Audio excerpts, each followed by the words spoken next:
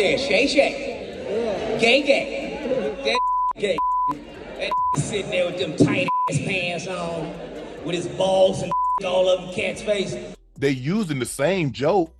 It's gonna get old and people gonna get tired of y'all saying that Shannon gay and Shannon this, and you're gonna have to get back to telling jokes. So, you know how they say with great success comes great love, but also a heap of opposition? Well, Shannon Sharpe is living proof of that. Lately, he's been the go-to guy for all those big interviews, and even comedians are lining up to share their stories with him. But here's the twist. Along with all the fame and glory, Sharpe's been catching some serious heat, especially from top comedians like Griffin. Word on the street is, Griffin's not just taking shots at Sharpe, but he's also aiming at Katt Williams, and the rumor mill is churning with talks of some scandalous footage that Griffin might unleash. Now, Katt, he's been around the media block a few times, so he's got a thick skin for this kind of stuff. But for Sharpe, it's a whole different ballgame. He's never had to deal with this level of scrutiny before. Suddenly, every move he makes is under a microscope, all because he's blowing up with his interviews week after week. He's the big cheese in the media world right now, and you can bet there are some folks out there itching to knock him off that pedestal by digging up whatever dirt they can find.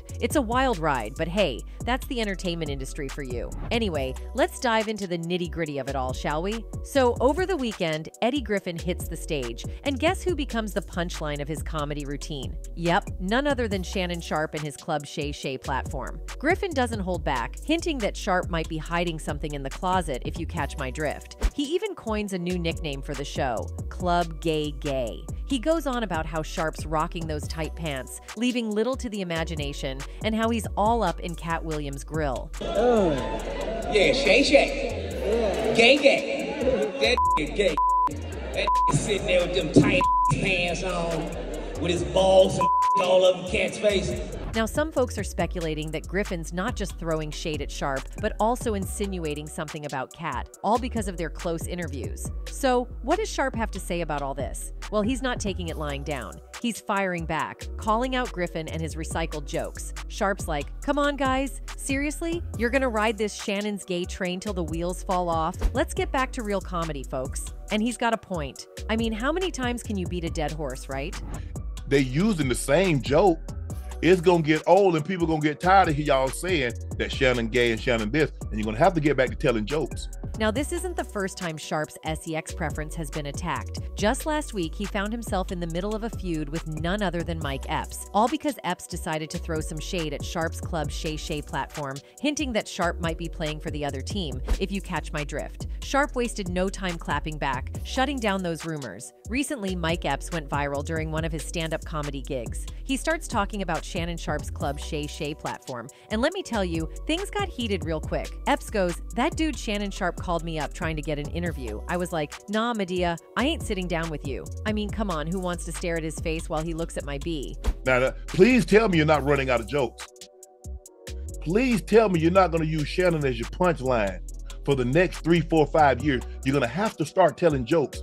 But he didn't stop there. Epps kept on going, saying, and then he's got this show called Shay Shay. Like, seriously? Put a wig on him and tell me he ain't Medea's long-lost sister. Well, Sharpe caught wind of Epps' comments and didn't hold back. During an episode of his Nightcap podcast with Chad Ochochinco Johnson, he straight up called out those who've been talking smack. And I quote, "Y'all know who I'm talking about. Say my name again and I'm gonna leak the DMs cause you're lying. You claimed I reached out to you to come on Club Shay Shay, but you're a mother effing liar. I'm gonna see if you're about that life. I'm gonna see if you want to say to my face what you've been saying behind my back, just cause Katt Williams did his thing. And when I see you, we'll see if you're really about it." Sharpe has been attacked. Just last week, he and Mike Epps found themselves at the center of a beef, which would be sparked by Epps also insinuating that the ex-NFL player was gay.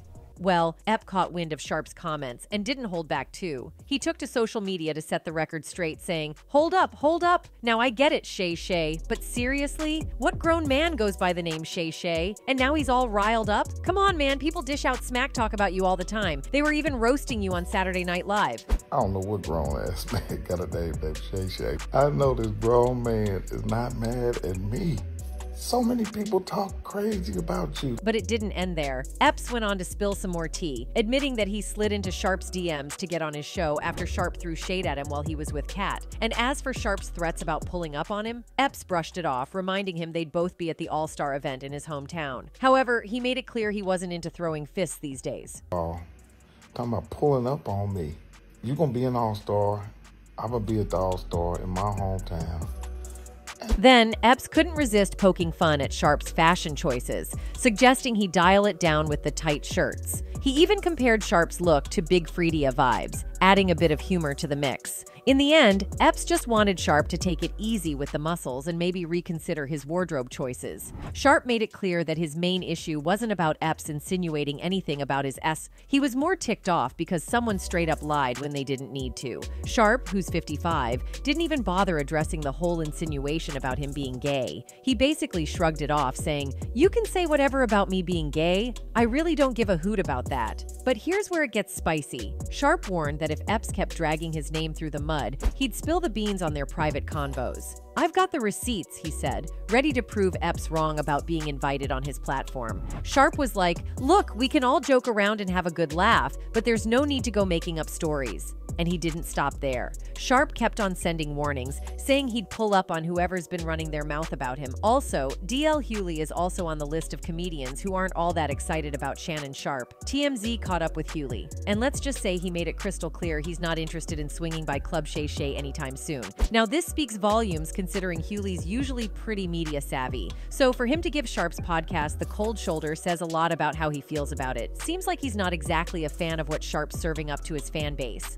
Would you be willing to kind of sit down with her on Club Shay Shay and kind of have a conversation? I would never go on Club Shay Shay, and no, I haven't spoken to Monique. I think we've said all we need to say. Now back to Eddie Griffin, who has been running his mouth about others, got some skeletons in his closet too. Remember that time he made those questionable comments about black women during one of his stand-up gigs? Yeah, not his finest moment. According to reports, Griffin went on a tirade, blaming black women for supposedly tearing apart black families by accepting welfare benefits. For those wondering, Eddie is married to an Asian woman. And if that wasn't enough, there's that nasty incident back in 2008 where a production manager claimed Griffin went on a drunken rampage on the set of a TV pilot, allegedly beating him up with the help of his bodyguard, all because Griffin wasn't happy with the motel arrangements for his mom. But wait, it gets worse. Remember Bill Cosby and those infamous R allegations? Well, in an interview with Vlad TV, Griffin went off on a tangent, claiming there's some grand conspiracy to take down successful black entertainers. According to him, it's all part of a plan to tarnish their legacies with asterisks and leave no one untainted in the entertainment biz. They want us all to have an asterisk by our name, he said. Nobody leaves this business clean, he said while referencing the other cases. You're not going to die clean.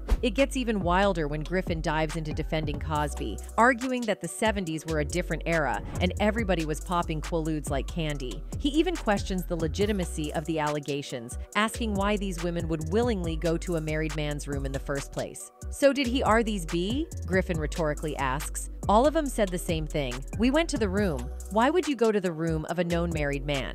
And if that's not enough, he compares the women coming forward to report decades-old sex misconduct to someone waiting 30 years to report a robbery. 30 years, I don't understand that. That's like a mother F robbing me. And then I wait 30 years to call the police, he said. So, yeah, some people see Eddie Griffin's comments about Bill Cosby as plain disgusting, especially given everything Cosby's been accused of. All right, let's circle back to the whole Eddie Griffin versus Shannon Sharpe and Katt Williams saga. Even though Shannon's fired back at Griffin's jabs, Katt has been keeping mum, which has got some folks feeling uneasy. Cause let's face it, when Katt Williams starts talking, things can get real messy real quick. And if you need a reminder of just how savage Katt can be, just take a peek at some of the stuff he said about his other pals. Let's rewind the clock to December 2008 when Steve Harvey and Katt Williams found themselves in the headlines. These two haven't exactly been best buds for over a decade, and there's a story behind it. So Katt Williams decided to call out Steve Harvey right before a Christmas season show, and things got wild. Picture this.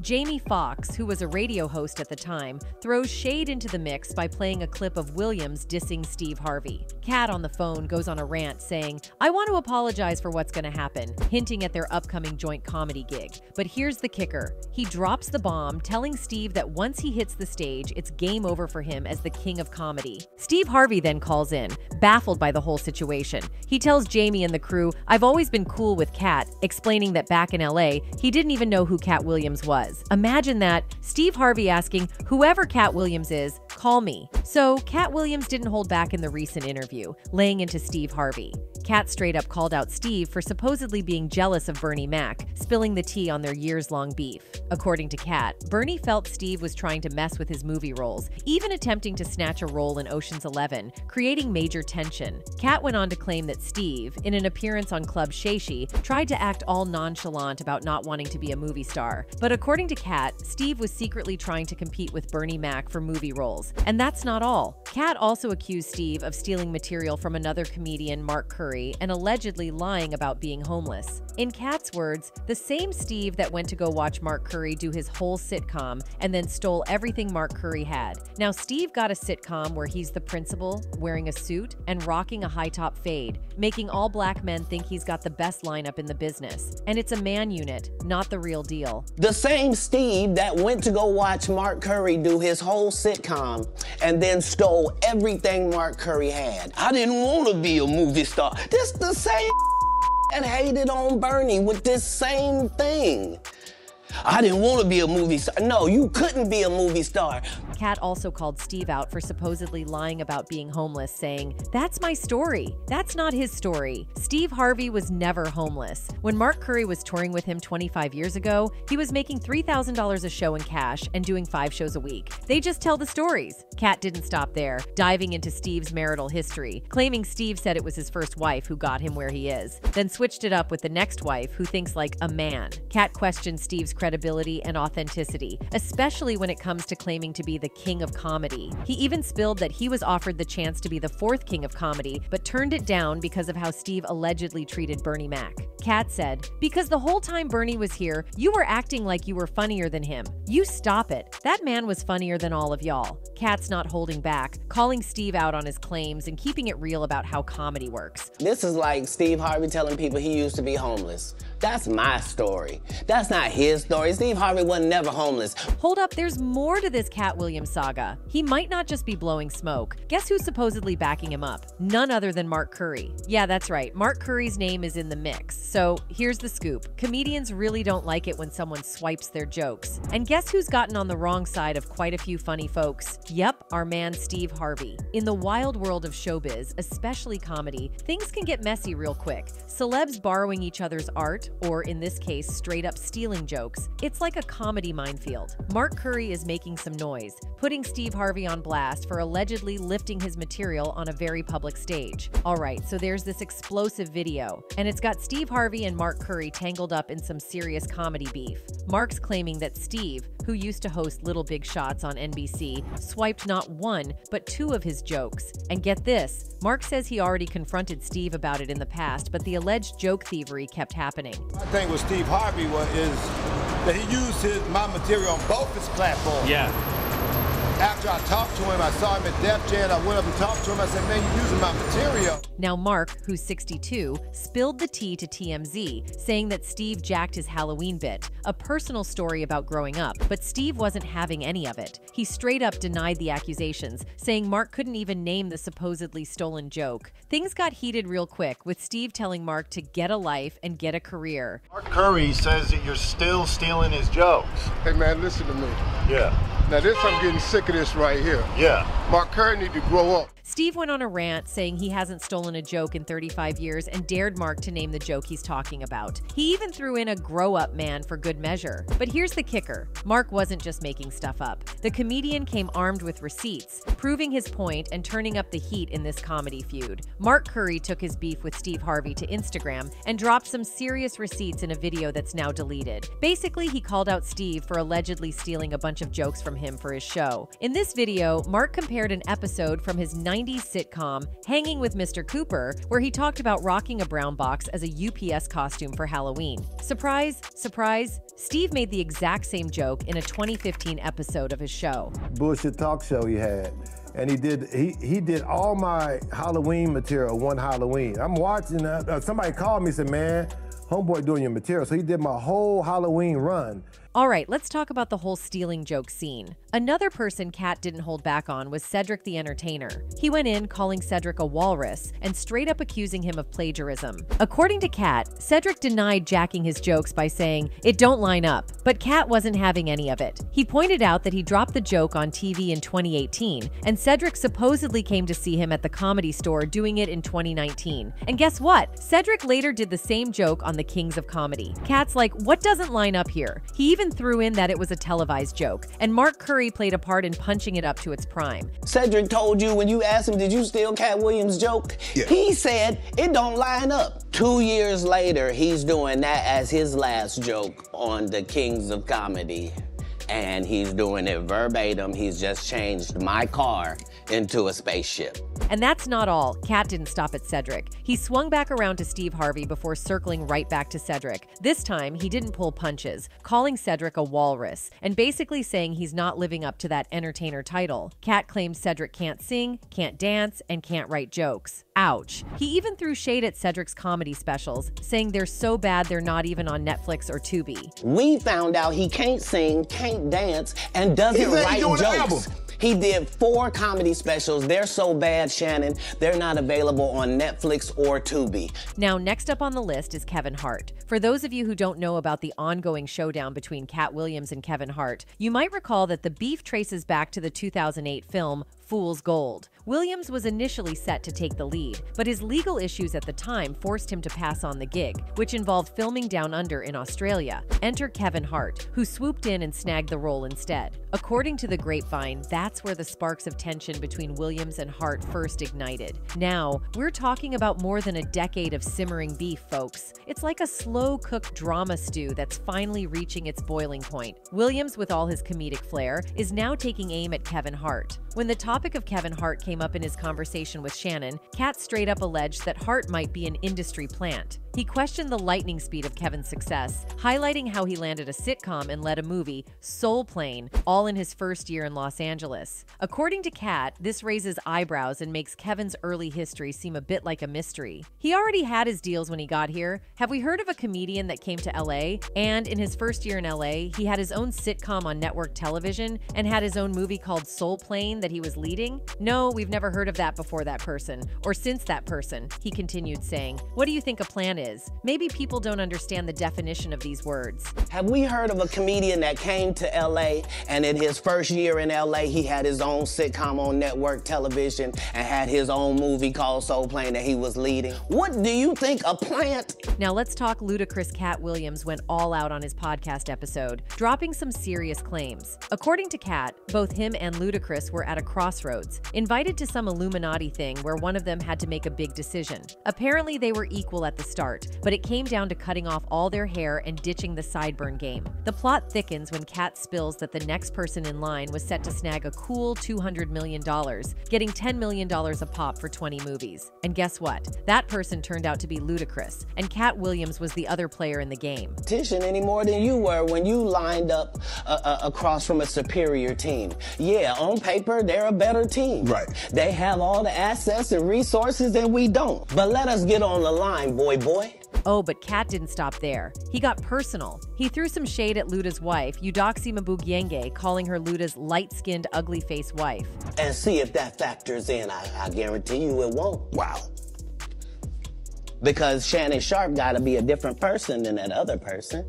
Now, Luda didn't take that lying down. Nope, he hit back with some fire, dropping a freestyle over Kanye West's Devil in a New Dress beat. Luda spit in bars like, never been Illuminati, only ill Ludanati / and I only left with B when coming from any party. The online crowd was all over it, showing some love for Luda's lyrical comeback. And it didn't stop there. Luda got real about life. He rapped about being married with kids, the evolution of his journey, no clout chasing, no saying stuff for likes. He's all about that authentic vibe. Luda even paid homage to the late John Singleton and gave props to earning every fast and furious check. Plus, he threw in a nod to his signature style, the afro with sideburns. And of course, he dropped a line about addiction on the rise, giving a shout out to comedians to check their temperature. Next up is none other than Diddy. Katt Williams didn't hold back, and he dished out some serious shade. He claimed that at various points in his career, he turned down $50 million offers 4 times just to keep his integrity intact. But then he shifted gears and started calling out Diddy, who's been in some legal hot water with 4 women accusing him of SA, including his ex, Cassie. Katt got real explicit, talking about protecting his virgin hole and how he had to say no to Diddy's partying ways. He even boasted about having receipts for everything he spilled during the interview, giving him the freedom to share all the juicy details. And get this, earlier in the conversation, he took pride in making it this far in Hollywood, while still claiming to have a virgin a-hole and never having done certain things. But the real zinger was when Katt suggested that Diddy likes to play the ownership card when it comes to women. He said, "When I see people's wives and stuff, I don't even look at them. I don't want to look at nothing I don't want to have because I know how blessed I am. If I look at it, I got it." That's how Diddy be feeling. Now, with all the info on the table, it's hard to argue with Katt's take on this one. Guys, that video was like a wild roller coaster, dropping names left and right. Tyler Perry, Jonathan Majors, Michael Blackson, Ricky Smiley, and a bunch more. Some of them fired back at Katt's claims, others kept mum, but man, it was a lot to take in. So yeah, maybe Eddie Griffin should reconsider his so-called bluff. Or else we might just be in for another crazy ride. What's your take on all of this? Drop your thoughts in the comments and we'll see you in the next video.